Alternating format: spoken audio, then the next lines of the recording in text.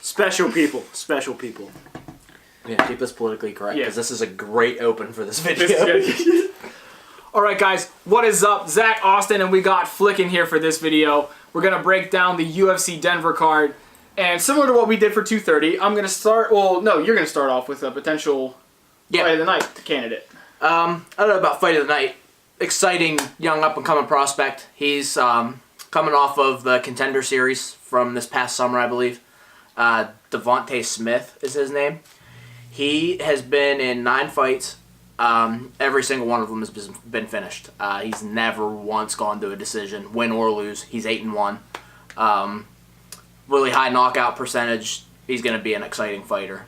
He's fighting Julian Erosa, who is not an easy out by any means, but I mean, it seems like they're kind of setting him up to be the next guy. That's all I really got. Yeah, and then to piggyback off of 230, we did the most likely going to end early with Ben Saunders and Lyman Good. This award of the night will go to Gunther versus Davi Ramos. So Gunther is one of the goofiest, most happy-go-lucky looking guys you'll see.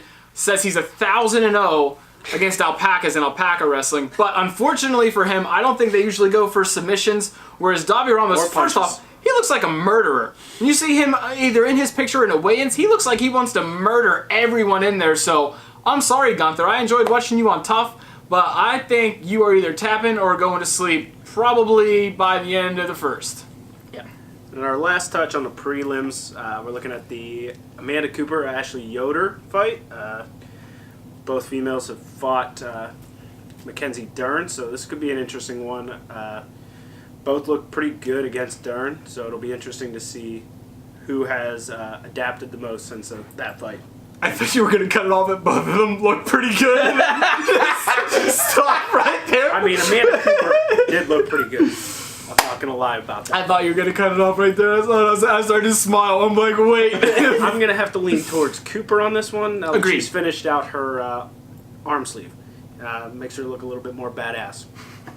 I still think she's going to win. But all around, I think she has a better fight game. I think she's got a better. So I think she's going to take the edge in that one. See some wrestling in that. Yep. And on to the main card. First fight of the main card brings up a guy that I'm really excited, up-and-coming fighter. So Luis Pena is fighting Mike Trizano. These guys were both on the Ultimate Fighter season 27, the undefeated season. And they're both still undefeated, and the reason for that is Luis Pena actually fractured his foot in his first fight. And then he couldn't fight through the rest of the tournament. Gunther, ironically enough, filled in for him and lost to Trizano, and then Trizano went on to beat... happened. Yeah. Was it Gunther? It was Gunther. Gunther on the show, filled in the finale. Yeah, he filled in like on that second fight for where Luis Pena should have fought Trizano, and it was against his own teammates. Yeah, and couldn't have been a worse pick. It's not like Gunther looked that great in his first fight. Couldn't have been a worse pick. So Gunther filled in. He lost. Trizano went on to win, and then he fought Joe Giannetti in the finale of Tough. Won, but Luis Pena had never technically lost in that Ultimate Fighter series, and so he's back, and this is cool because these guys they were lined up to fight on Tough, and so now we wouldn't have known if Trizano would have won, if Pena actually would have remained in the tournament, and because of this, I actually have been looking at Luis Pena for a little bit, and I think, I don't think he's going to knock him out, but I think he's going to dominate him over the course of the striking. I think it'll be a good back-and-forth striking fight, and I think Pena's going to pull it off with the decision in the third round. Yeah, I agree. I think Luis Pena, I have him picked in the third round with a TKO. From what I've seen of him fighting, very unique fighting style, very athletic, very flashy in a way. You're going to see a lot of kicks, a lot of motions. You're going to see a lot of action. Oh, and knees too. He likes to throw knees. 6'3". Yeah, he's going to use his range. 6'3" at 155. Yep. I'm in the same boat with you guys. Not only do I think Luis Pena is a little more well-rounded, him and Giannetti are teammates. So yeah, and he's been training with, like he went from Team DC all the way into working with AKA. Yeah. So he, like I said, he's training with Giannetti. So Giannetti was Trizano's last fight. Give him a little bit of insight. Yeah. Giannetti lost by split decision to Trizano.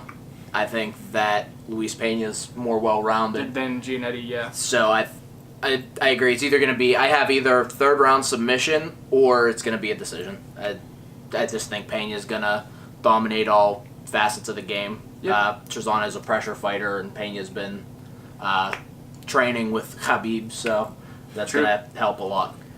Yeah. And then on to this next one. You say that Macy's coming off the Contender Series. I don't know a whole lot about her, but if any of you guys watched the weigh-ins in those face-offs, dear Lord, Hannah Cyphers looked like she was going to shit herself and nothing was even happening yet. She looked terrified. And I don't know if, did she take this on short notice, Hannah? Yeah, I think so. I believe whoever Macy was originally supposed to fight fell out. I mean, it's not like super short notice, but... Okay. But just her whole demeanor, maybe that's just how she is. Maybe she has like that Cookie Monster style where she just kind of like stands there, doesn't look like she's really into the fight. But just judging off of what I've heard you guys say about Macy from the Contender Series and how she looked at weigh-ins, I'm going to go with Macy by finish, either in the first or second. Yeah. I watched Macy in the Contender Series. I don't know if either of you have ever watched it. They usually do a little... I don't have it, so I usually just watch the highlights that they upload. Yeah, they usually do a video package leading into fights, kind of introduce you to people. And if I remember correctly, I'm pretty sure Macy's been training in various types of martial arts since a very young age. So she's well-rounded as far as jiu-jitsu, striking. She's got a little bit of everything to offer. She's really young. I think she's going to kind of get that Paige Van Zandt treatment where she's young, she's athletic, she's easy on the eyes, so they're going to try and push her to be your next star. Yeah. So Hannah Cyphers is probably handpicked to give her a win. Yeah, I'm going to have to pick Barbara on this one. I don't know a huge amount on either one, but looking at fight stats, you got to take the statistics on this one. Yeah, and the next fight with Beneil Dariush and, Thiago Moises. This is the replacement for the Ray Borg and Joseph Benavidez fight that was scrapped due to Ray Borg's injury. Yeah, I saw Benavidez got booked for, I think, 233. No, He got tough a finale. January card. Tough finale. Is that the 19th? November 30th. Wait, what? Yeah. I'm terribly off. I am terribly off. For some reason, I thought... Okay, we'll talk about that later. But, yeah, Beneil Dariush fighting Thiago Moises. I don't know anything about Thiago, if I'm being 100% honest. And the last memory I have of Beneil Dariush... I believe this is a UFC debut, so... Is it? Yeah. Okay. Well, I think Dariush's last fight was against Barboza, right? That's the last fight I remember of Dariush's. I don't know if that was his last opponent or not. Alexander Hernandez, round 1 knockout loss. Alexander the Great. Yep. Oh, I forgot that. I didn't realize that win was over Dariush. Then I'm going to go with Thiago, because if those were his last 2 fights, I forgot about that Alexander that filled in.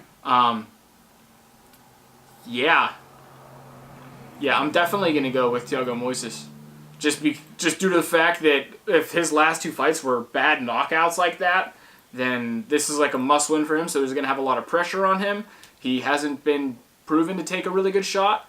And then if this guy's, 10-2, if that's his record? 11-2. So his 11-2? his last Way 3 to go, fights, UFC. Alexander Hernandez, that was a KO. Oh, he's dead. Round 1. He had a majority draw against Evan Dunham, and then Edson Barboza before that with the flying knee. I didn't even realize that he's fought twice since Barboza. So Yikes. Thiago Moises, right with you. I'm not real familiar with him. He fought on the Contender Series. I must have missed that episode of it. He won by a round 1 knockout, though. Dariush's chin's been checked quite a bit recently. So I got round 2 knockout for Moises. yeah, I'll stay with the same theme with Thiago Moises. Same as last pick. You know, you got somebody coming to the UFC you haven't seen a lot of, but you got to follow the fight stats. You know, they're not jumping in and fighting top 5 contenders here. They're not fighting the best of the best yet. So you got to follow the stat lines. Everything else matches up pretty even. Their height, their reach. You're going to take the more talented, younger fighter. So, plus the guy's had his button pushed a couple times. Yep. Truth. More likely to have that happen again. Yeah, I agree. Yeah, and another instance of, I said this with the Macy Hannah fight of someone looking super sad and scared shitless at the weigh-ins. I mean, I know she didn't make weight. I don't know if there's something in her personal life going on, but Rocky looked terrible at the weigh-ins and at that face-off. She did not look like she wanted to be there. She did not look confident. And the last time we saw Jermaine was against Holly when she won the 145 2 belt. years ago. And then she's like, peace, I'm not fighting Cyborg. But I 100% think this is going to be a finish for Jermaine. Yeah. I agree. By the end of the second. Yeah, the way Pennington finished the fight against Amanda Nunes, really not wanting to be in it after, the third round. Definitely not in the fourth and fifth. Her coaching staff forced her through those.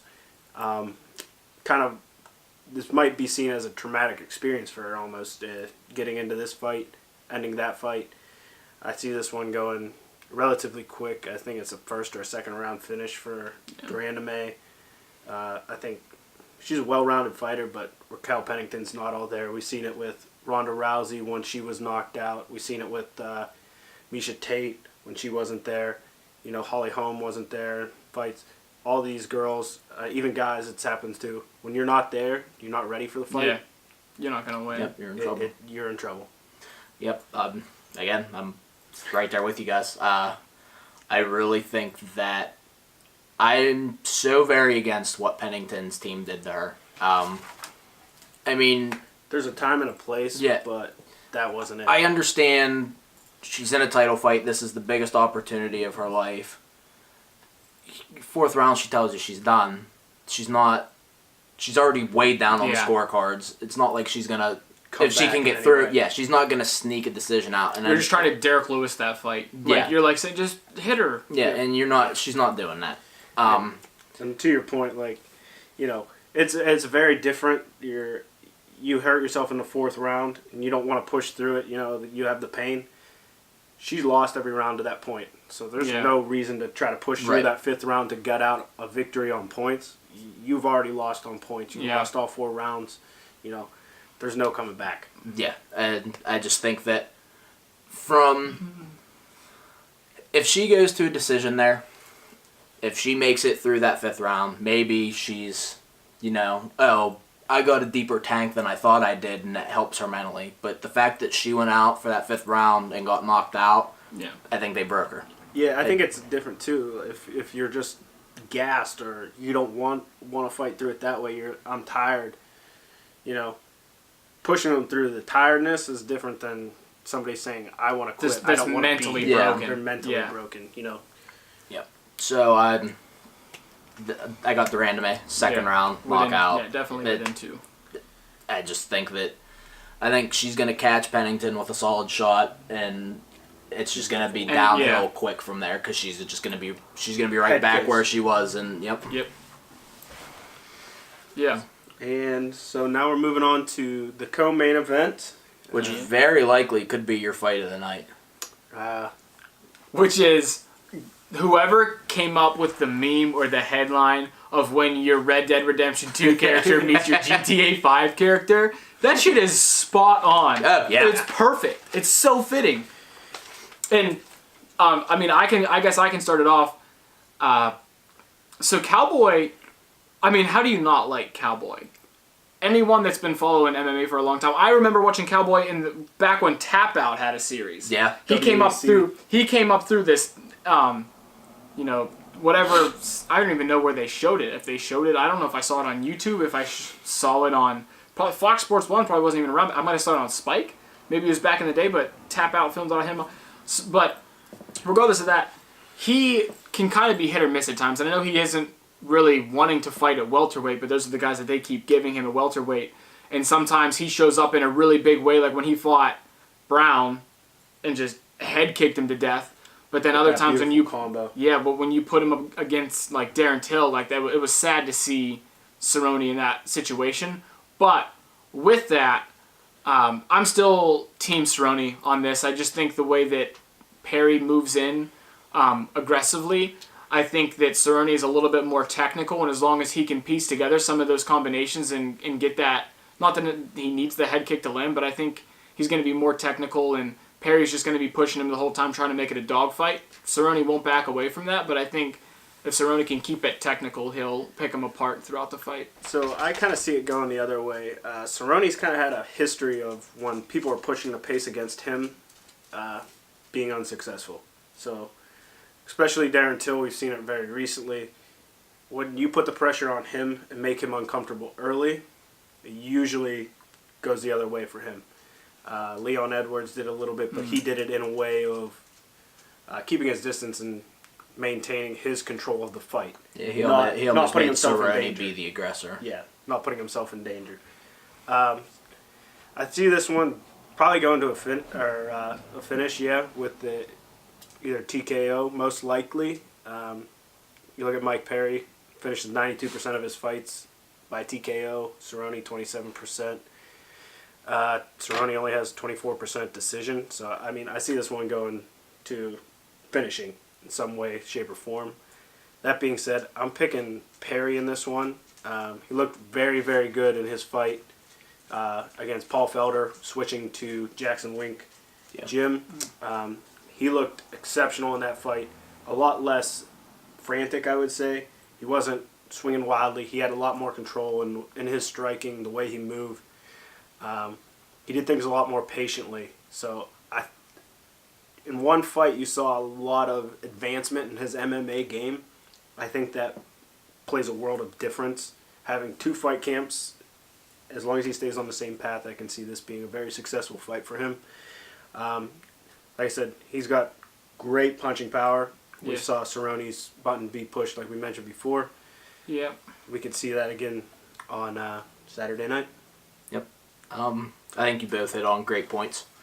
Cerrone is a very super technical striker. I mean, if you are into super clean, precise striking, go watch. If you're not familiar with him, go watch Donald Cerrone highlights. I'm a fan of both of these guys. Mm-hmm. Donald Cerrone is a ton of fun to watch, especially in his younger days when he could get a little more into those brawls and stand out.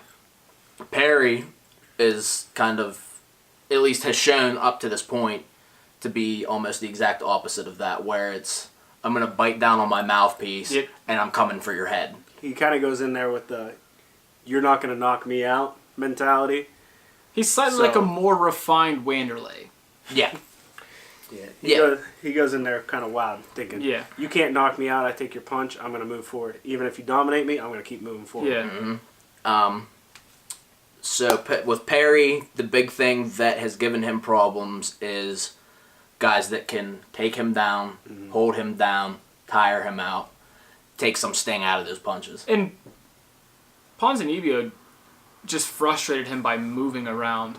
Yeah. So that's where I'm hoping that Cowboy can stick to the outside and just not get caught by Perry, because I can tell that really frustrated Perry, that he wanted to get in that brawl. He wanted Ponzinibbio to meet him in the middle of the octagon and throw hands.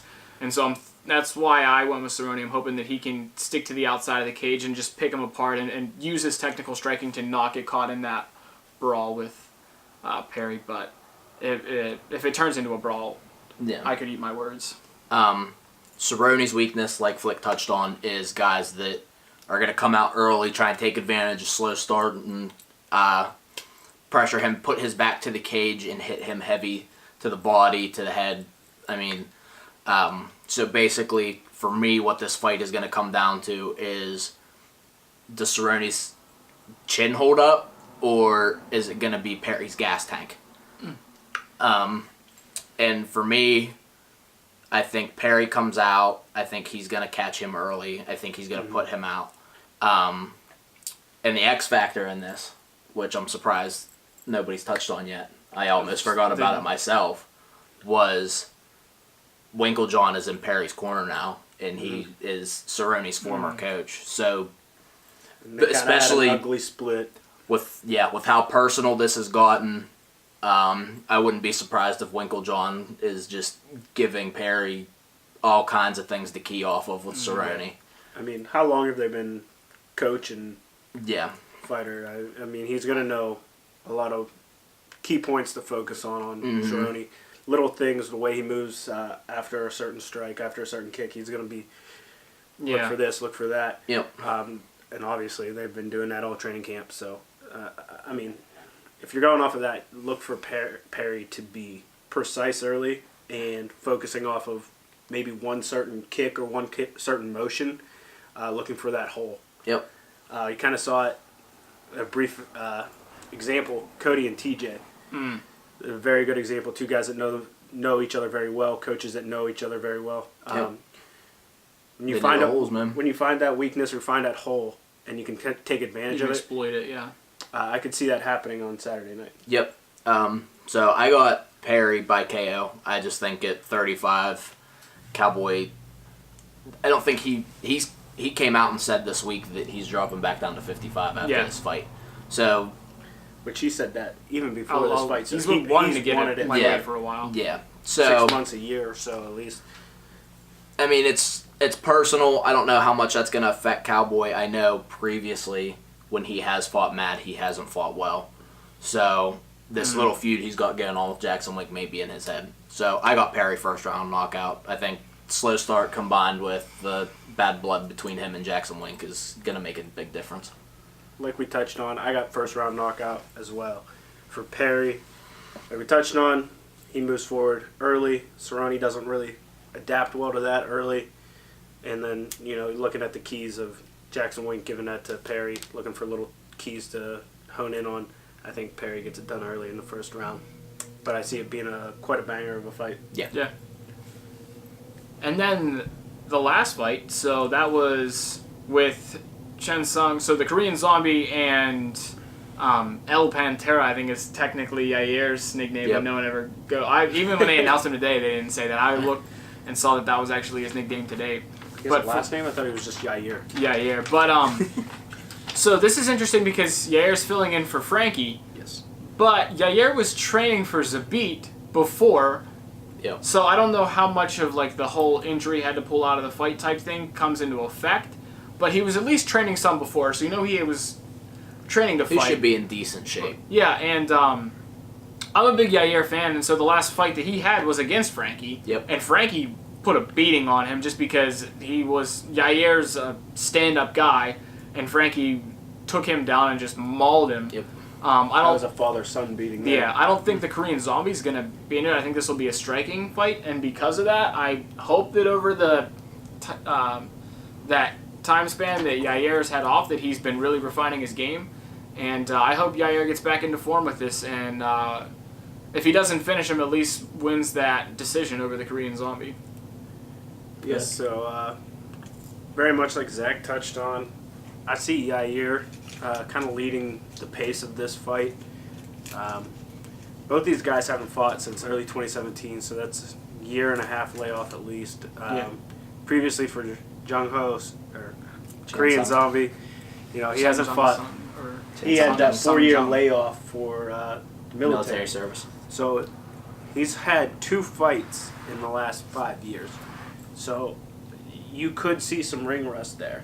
I mean, you're not going to be as fluent as you'd like to be. Yair, excellent striker. He's good all around, but mainly the striking is what's going to lead the pace for him. I think it'll be a very interesting fight. I think we're going to see a lot of action. Both very, very good fighters, but I'm going to take Yair in this one with a 4th round knockout. I think he's just going to push the pace and make Korean Zombie uncomfortable and get it done. Yeah. Well, I'm a little different from you guys. Reason being, Korean Zombie is a black belt judo and also a black belt in jiu-jitsu. The 2 fights in 5 years thing worries me a little bit, but he came out this was a year and a half ago, obviously. Yeah. But in his last fight, just wrecked Dennis Bermudez. I don't know if he's been back since. I don't think. I haven't.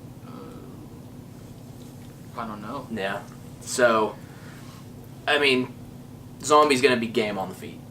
He's not going to be quite in the class of Yair. Yeah. But he's dangerous. Yair starts tagging him up. I think he goes back to judo and jiu-jitsu, which he did early on throughout his career. I think he's going to take him down. I got 4th round submission for Korean Zombie. I just think that as far as he's closer to Yair on the feet than Yair is with him on the ground. Fair enough. Yeah. Ground game, I think, is just going to make a huge difference for him. It's a good trump card to have in his back pocket, especially after watching Yair have nothing to offer Frankie. Yeah. Yeah, I mean, to go off of that, we don't know how much either one has progressed or regressed in that time off. So Yair could have drastically increased his ground game or ground defense, if you will. Both these guys 2-1 in our previous 3. Yair has a 30% or 36% TKO rate. Jung Ho Sung is 0%. So doesn't look like he's going to be knocking him out on the feet, but there's always that chance. Yep. Like I said, I see Yair pushing that pace, wearing him down, a la Max Holloway style, just kind of picking apart, moving around, and using the unique striking that he has.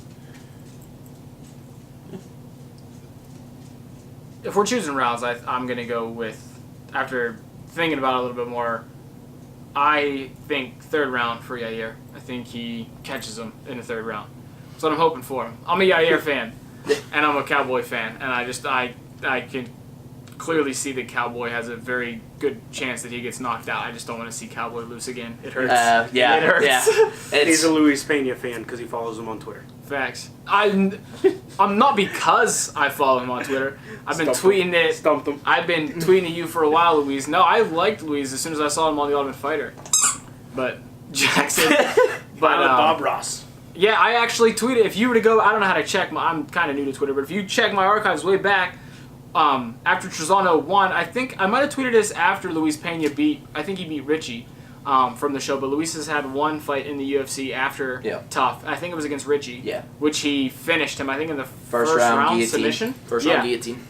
And so I was like, well, time to make Trezano versus Pena, and I think they might have both retweeted it, but I don't know. I know at least Luis did, and we're boys via Twitter, and so I'm heavy on the Luis Pena train, so. Yeah, so, since you're boys, if you got a minute and you want to talk to a couple guys on their couch. If you want to Skype call 3 dudes on a couch, Luis, hit me up. I'll paint happy trees, whatever the hell I need to do some Bob Ross references. We'll get red afros, whatever you need. We got you, fam. After you win on Saturday, all right? Let's make it happen.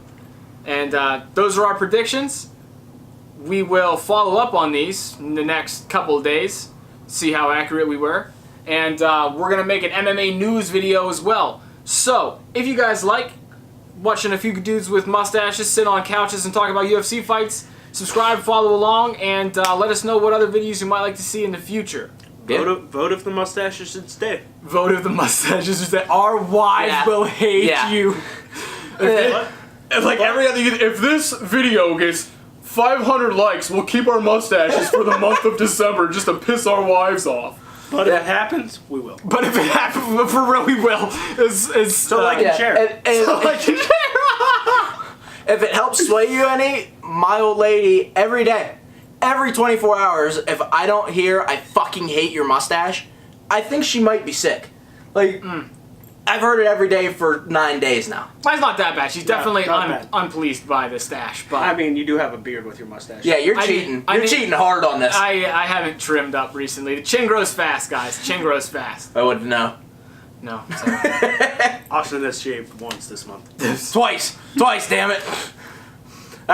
All right, share, subscribe, See if the hit us up, stay. keep it real, and stashy. Damn it, Jackson. Sweet.